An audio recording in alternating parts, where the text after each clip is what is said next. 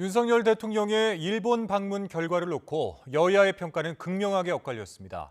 국민의힘은 불통의 장벽을 무너뜨린 결단이라고 치켜세운 반면 야권은 조공을 바친 숭일행위라고 비판했습니다. 정윤호 기자의 보도입니다. 안보 관련 현안 보고를 위해 소집된 국회 국방위원회 전체회의.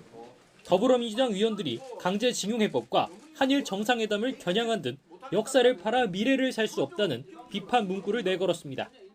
역사의 중요성을 한계시키는 거기 때문에 이것은 보기의 관점에 따라서 정치적인 구호라고도 보여질 수 있겠지만은 국방부는 어느 때보다도 애국심이 필요하고.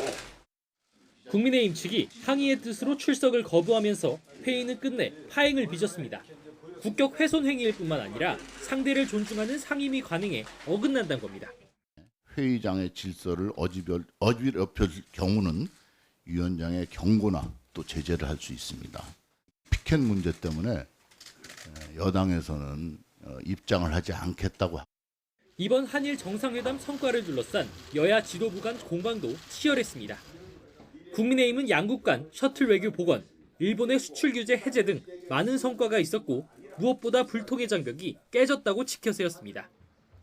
일본 측이 김대중 오부치 선언 등 역대 내각의 과거사 인식을 계승하겠다고 밝힌 것도 사죄한 것이나 다름없다며 대통령실과 같은 평가를 했습니다.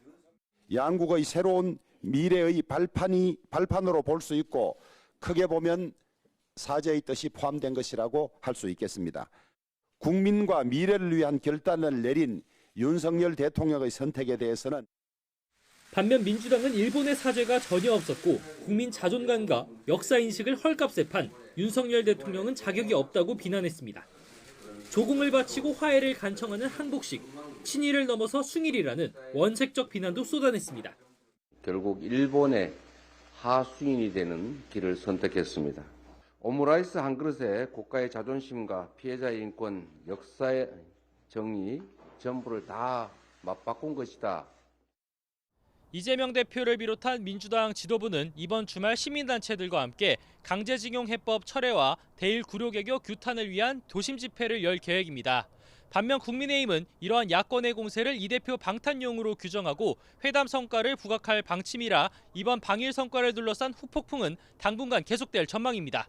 YTN 정윤호입니다.